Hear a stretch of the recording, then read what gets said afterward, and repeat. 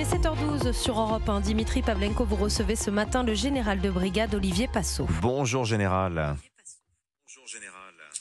Bonjour Monsieur Pavlenko. Bienvenue sur Europe 1. Vous êtes aussi chercheur associé à l'Institut de recherche stratégique de l'école militaire, l'IRSEM, ancien officier des troupes de marine. Vous avez été chef de liaison à la FINUL, c'est la force onusienne de maintien de la paix au Liban, avec un volet important de relations avec les forces de défense israéliennes que vous connaissez bien, Tsahal au seuil d'un engagement de grande ampleur dans la bande de Gaza pour détruire militairement le Hamas. Alors c'est en tout cas l'objectif annoncé. Emmanuel Macron est dans la région, Général Passot, on va en parler, mais d'abord du point de vue strictement militaire. Où en sommes-nous ce matin, Olivier Passot, de cet assaut sur Gaza? Est-il imminent? Toujours difficile de le dire, le déclenchement d'une opération de cette envergure s'inscrit dans le cadre d'un dialogue permanent entre le chef d'état-major et l'échelon politique. Le chef d'état-major propose des options militaires qui sont validées ou non par le Premier ministre. Donc en l'occurrence, Monsieur Netanyahou, en fonction des impératifs politiques et diplomatiques. Aujourd'hui, le cabinet de guerre est quand même divisé. Il y a des consultations diplomatiques importantes, le ballet des chefs d'État, président Biden en tête, qui appelle à la modération, des accords probables au sein du cabinet. On a quand même Netanyahou qui est très critiqué, affaibli, et qui doit composer avec des éminents spécialistes militaires que sont son ministre de la Défense, et deux anciens chefs d'état-major, donc Benny Gantz et Eisenkot. Et puis bien entendu la question des otages qui vient perturber le tempo des opérations. Oui, c'est vrai que les tensions apparemment sont très vives au sein du gouvernement israélien. Semble-t-il, Benyamin Netanyahou lui-même freine des cas de fer sur cette opération militaire alors qu'il passe pour un faucon. Et de l'autre côté, vous avez l'état-major qui semble vouloir absolument y aller. Peut-être, Olivier Passot, chose dont on peut parler avec un peu plus de certitude. Qu'est-ce que connaît exactement Tsahal de Gaza? Parce que la dernière incursion de l'armée israélienne dans Gaza, d'envergure, bien sûr, c'était en 2014, ça remonte.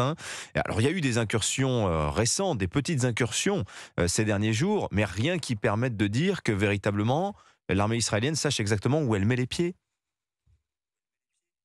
C'est vrai, par rapport à la Cisjordanie, qui est un terrain de jeu, passez-moi l'expression, des FDI, des forces de défense israéliennes, Gaza est une sorte de trou noir, et on l'a vu avec le 7 octobre, où ils ont été surpris, enfin tout l'appareil sécuritaire a été extrêmement surpris.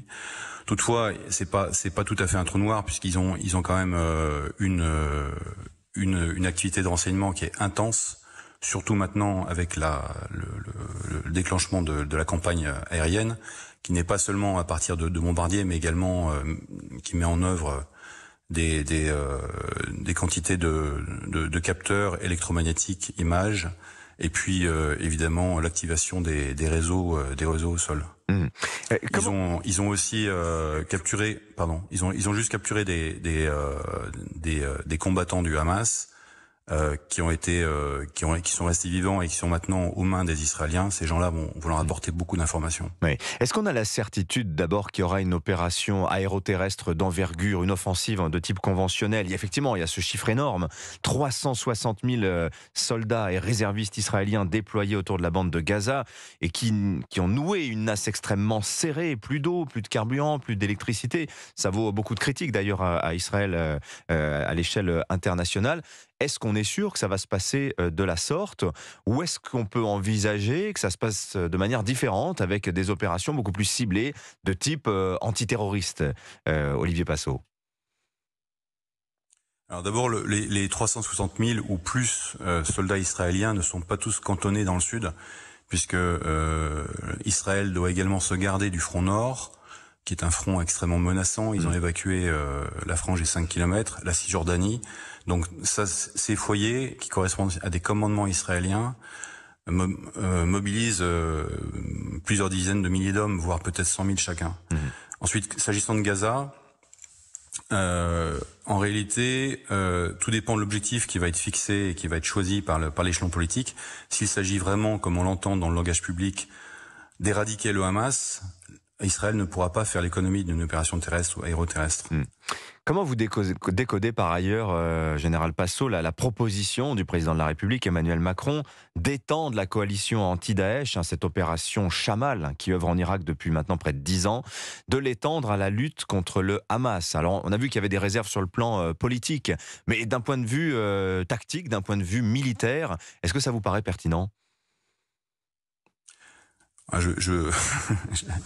J'éviterai d'aller sur ce terrain-là parce que le président Macron est le chef des armées et je me garderai bien de contester toute orientation. Mais bon, l'apport de la coalition anti-État islamique sera un apport, je dirais, marginal de toute façon parce que les forces, les capacités de combat sont beaucoup plus faibles que lorsque l'opération a été lancée en 2015. Aujourd'hui, c'est surtout une opération de renseignement. Il y a également une composante civile, puisque cette coalition est chargée de lutter contre les financements illicites et les sources de financement du terrorisme. Oui, donc à ce titre-là, effectivement, elle peut contribuer. Dernière question rapidement. Vous avez évoqué le Nord, vous avez évoqué le front libanais, le Hezbollah qui exerce une pression dosée, on va dire pour le moment, sur Israël. Il n'y a pas vraiment d'engagement majeur. Le chef Hassan Nasrallah du Hezbollah n'a rien dit depuis le 7 octobre. Comment vous interprétez-vous ce silence, Général Passo? Le Hezbollah et les Israéliens n'ont pas à gagner en réalité de l'ouverture d'un front ou d'une guerre entre les deux protagonistes.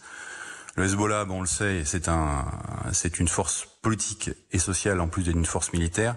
Donc les Libanais n'ont pas envie de rentrer dans une confrontation avec Israël dans laquelle ils vont perdre beaucoup. Le Hezbollah est un acteur puissant. Il contrôle déjà énormément de leviers au Liban. Il va perdre beaucoup. Du côté israélien, l'ouverture d'un front, ça serait divertir une grande partie de l'énergie et des capacités de combat vers le nord. Donc c'est pas dans leur intérêt. Donc je pense que le Nasrallah est à l'affût. Pour l'instant, il porte des coups, comme vous l'avez dit, calibrés, mesurés, auxquels Israël répond de manière tout autant calibrée. Je pense que pour l'instant, les deux ont joué le service minimum. Merci Général Passo, Général Olivier Passo, merci d'être venu nous voir, de nous parler ce matin sur l'antenne d'Europe 1. Bonne journée à vous.